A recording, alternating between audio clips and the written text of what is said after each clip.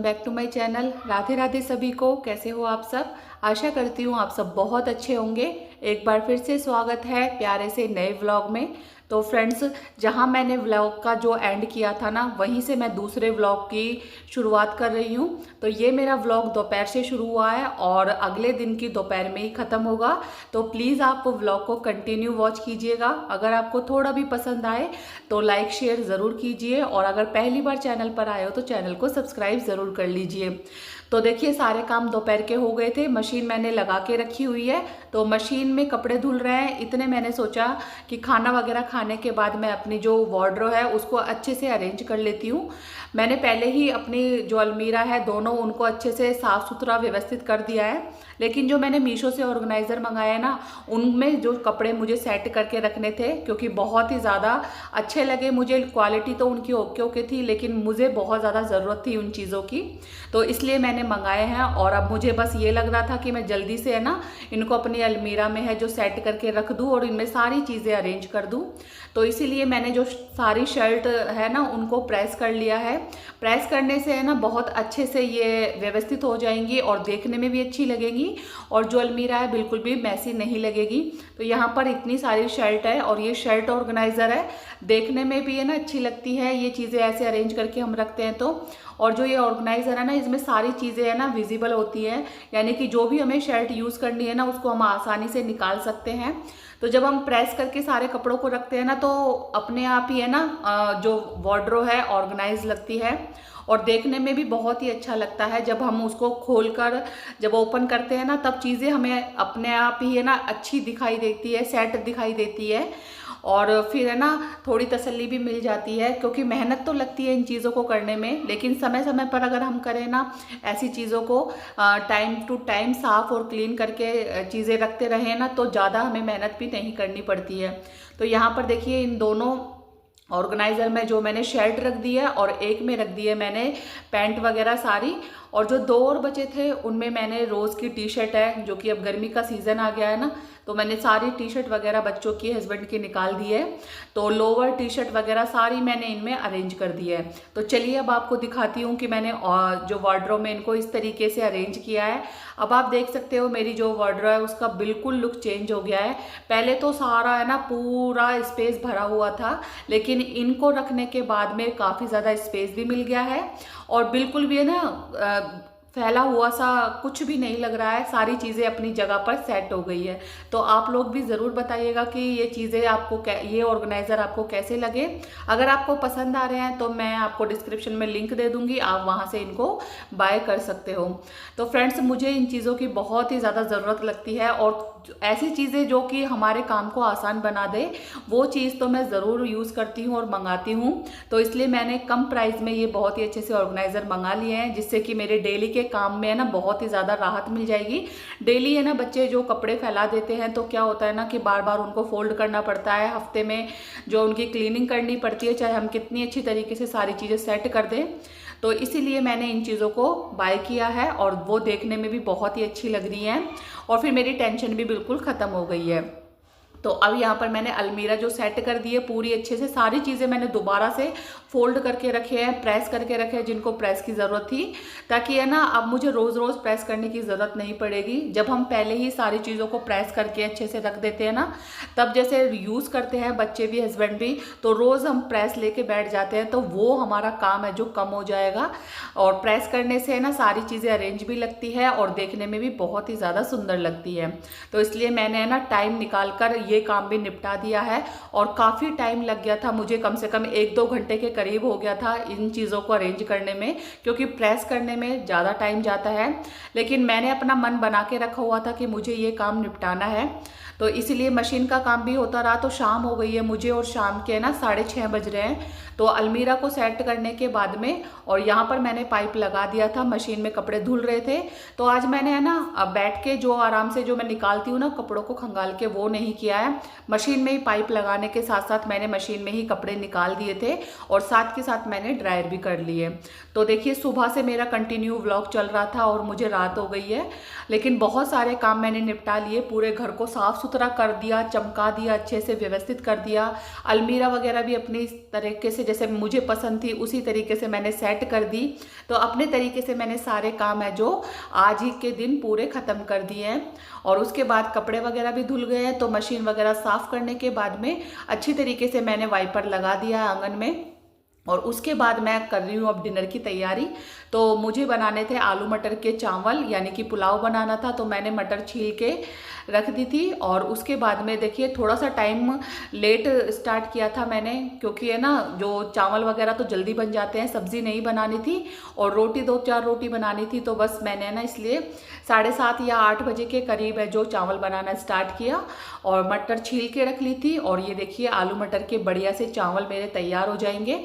Recipe full detail में मैंने पहले भी शेयर की हुई है आपके साथ, तो इसलिए मैंने है ना छोटी छोटी क्लिप्स इसमें ऐड कर दी है। तो आलू मटर मैंने है ना काट के और छील के रख लिए थे। प्याज डालकर मसाला डालकर आलू मटर इसमें डाल दिए और चावल के हिसाब से मैंने इसमें पानी ऐड कर दिया। तो ये है हमारी डिनर की थाली। बहुत ही ज़्यादा टेस्टी लग रही थी देखने में और बहुत ही स्वादिष्ट जो है चावल बने थे। आलू मटर के पुलाव बना था और उसके साथ ये प्याज का सैलड।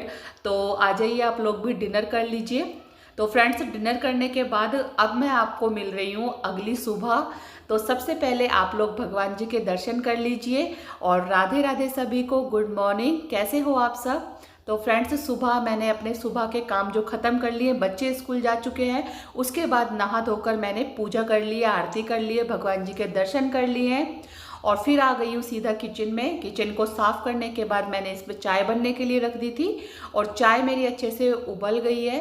तो चाय नाश्ता करने के बाद में फिर मुझे किचन की ड्यूटी संभालनी है और अपने पूरे घर को फिर अच्छे से ऑर्गेनाइज करना है और अच्छी तरीके से साफ़ सुथरा करना है। तो हम हाउसवाइफ का यही काम होता है। सुबह से दोपहर हो जाती है, दोपहर से शाम और शाम से रात, फिर नेक्स्ट डे हमें फिर दोबारा से अपने घर को उसी तरीके से काम से मैनेज करना है। अपने रूटीन को उसी तरीके से फॉलो करना है। जहाँ तक हम अपने रूटीन को ख़त्म करते हैं फिर अगली सुबह वो रूटीन हमारा वैसे ही स्टार्ट हो जाता है। तो ये रोज़मर्रा के काम होते हैं जिनमें हम हाउसवाइफ की जो है लाइफ चलती रहती है और हम अपने अलग अलग कामों को अपने अलग अलग तरीके से निपटाते रहते हैं। तो देखिए यहाँ पर मैंने चाय वगैरह पी ली है आराम से बैठ के, हस्बैंड और मैंने। और चाय नाश्ते में मैंने जो नमक पारे बनाए थे होली पर, तो वो ही काम में आ रहे हैं और साथ में मैंने ना टोस्ट भी ले लिए हैं। तो ये चीज़ें ना होली पर मैंने बना के रख दी थी ताकि चाय नाश्ते से कभी कभी बिस्किट नमकीन खाते खाते ऊब जाते हैं ना, तो ये चीज़ें है ना चाय के लिए बहुत ही अच्छी होती है। और बच्चों को स्नैक्स में देने के लिए शाम के टाइम अगर छोटी मोटी भूख है तो दूध और चाय के साथ आप बच्चों को दे सकते हो। उसके बाद में फिर सीधा आ गई थी मैं रूम को साफ़ सुथरा करने में। बच्चे स्कूल जा चुके हैं। अब देखिए मेरा रूम तो मैं कर देती हूँ, जैसे ही हम ना चाय नाश्ता करके हटते हैं तो हस्बैंड उठ जाते हैं, तो उसके बाद मैं अपने रूम को पूरा सेट कर देती हूँ। और बच्चों के जाने के बाद में अब मैं आ गई हूँ चाय पीने के बाद बच्चों के रूम में। तो यहाँ पर मैंने बेडशीट दूसरी चेंज कर दी है और ये कॉटन की बेडशीट है और इसको मैंने ना डबल बेडशीट को सिंगल पे इसलिए बिछाया है क्योंकि ये ना इसमें बार बार बच्चे है ना बेडशीट को हटा देते हैं क्योंकि फिसल जाती है, ज़्यादा छोटी बेडशीट होती है। तो इसलिए मैंने डबल वाली बेडशीट इस पर बिछा दी है ताकि अच्छी तरीके से सेट रहे। और उसके बाद मैंने इसको फोल्ड भी कर दिया है। और अब गर्मी का सीज़न स्टार्ट हो गया है ना, तो बस अब मैंने कॉटन की बेडशीट निकाल दी है और सारी जो गरम वाली बेडशीट है उनको मैंने पैक करके रख दिया है। और उसके बाद में जो है मैंने अच्छी तरीके से फोल्ड कर दिया है बिस्तर और उसके बाद लगा रही हूँ मैं झाड़ू। तो पूरे घर में से झाड़ू लगा दूंगी। और ये देखिए दूसरी बार झाड़ू लग रही है। सुबह सुबह जब हम बासी झाड़ू पूरे घर में से तो लगा लेते हैं, लेकिन उसके बाद जो डीप क्लीनिंग वाली झाड़ू होती है ना, डीप वाली जो कि अच्छी तरीके से हम कोने कोने से झाड़ू लगाते हैं, ये झाड़ू बाद में लगती है जब बच्चे चले जाते हैं, हस्बैंड चले जाते हैं। फिर उसके बाद में मैं अपना काम काम है जो साफ़ सफाई का आराम से करती हूँ। और देखिए बहुत सारे काम मैं निपटाते हुए चली जाती हूँ और बहुत सारे चीज़ों को व्यवस्थित करती हूँ। और जो साफ़ सफाई का वो काम करने का तरीका है ना, वो मुझे अकेले में ही ज़्यादा अच्छा लगता है। जब बच्चे घर में रहते हैं, हस्बैंड भी नहीं जाते हैं, तब साफ़ सफाई कर लूँ ना तो मुझे सफाई नज़र नहीं आती है, क्योंकि बच्चे इधर उधर टहलते रहते हैं, तो फिर वो झाड़ू पोछा करने का कोई मतलब नहीं बनता है। इसीलिए उनके जाने के बाद ही मैं सफाई में जुट जाती हूँ और फिर धीरे धीरे है ना टीवी ऑन करके और अपने घर को बहुत अच्छे से साफ़ सुथरा करती हूँ। तो यहाँ पर मैंने झाड़ू लगा दी है पूरे घर में से, फिर उसके बाद पोछा लगा रही हूँ। और आज मैं फ़िनाइल का पोछा लगा रही हूँ, तो मैंने ना रूम में से फ़िनाइल का पोछा लगा दिया है और पानी में के मग में मैंने फ़िनाइल को घोल लिया है और इस तरीके से मैंने पूरे आंगन में जो छिड़क दिया है। अब है ना ये जो गर्मी का सीज़न होता है ना, इसमें मक्खी मच्छर बहुत ज़्यादा परेशान करते हैं, तो 1-2 दिन के बाद है ना मैं फ़िनाइल का पोछा यूज़ करती हूँ। इसकी स्मेल है ना पूरे घर में भी आती है, अच्छी खुशबू आती है और साथ के साथ है ना जो फ्रेश भी फील होता है और जो मक्खी मच्छर है वो भी ज़्यादा नहीं होते हैं। तो इसलिए एक दिन छोड़ के एक दिन मैं ना फ़िनाइल का पोछा लगाती हूँ। अब पूरे घर में मैंने जो पानी में फ़िनाइल डालकर अच्छी तरीके से छिड़क दिया है और फिर इस तरीके से वाइपर से मैं पोछा पूरे घर में लगा दूंगी। और जैसे ही है ना पोछा लग जाता है ना तो काफ़ी ज़्यादा अच्छा सा लगता है और बिल्कुल चींटी वगैरह तो बिल्कुल नहीं होती है अगर हम फ़िनाइल का पोछा लगाते हैं तो इसलिए गर्मियों में तो मेरा फ़िनाइल का पोछा स्टार्ट हो जाता है। और फिर फ़िनाइल को है ना घोल के मैं इधर है ना जहाँ पर मैं बर्तन वगैरह धुलती हूँ वहाँ भी मैं डाल देती हूँ। तो इससे भी है ना मक्खी मच्छर दूर रहते हैं, क्योंकि मेरे जो आंगन में ही है ना बर्तनों का ये एरिया मैंने बना के रखा हुआ है, तो इसलिए मुझे सारे काम यही करने पड़ते हैं। सिंक जो है किचन में नहीं है, तो इसलिए यहाँ की साफ़ सफाई भी बहुत ज़्यादा ज़रूरी है। अब देखिए अब है ना सुबह के जो सारे काम है 10-11 बजे तक के मेरे सारे काम ख़त्म हो गए हैं और अब है लंच की तैयारी। तो लंच में है ना आज मैं बना रही हूँ लहसुन वाली टमाटर की चटनी, जो भी फ्राई करके, और उसके साथ बनाऊंगी बूंदी का रायता। तो जी सब्जी जब बनाने का मन नहीं होता है या घर में कोई सब्जी नहीं होती है ना, तो मैं इस तरीके से ही काम चला लेती हूँ। लहसुन और टमाटर की बढ़िया सी चटनी बनाती हूँ और उसके साथ बनाती हूँ बूंदी का रायता।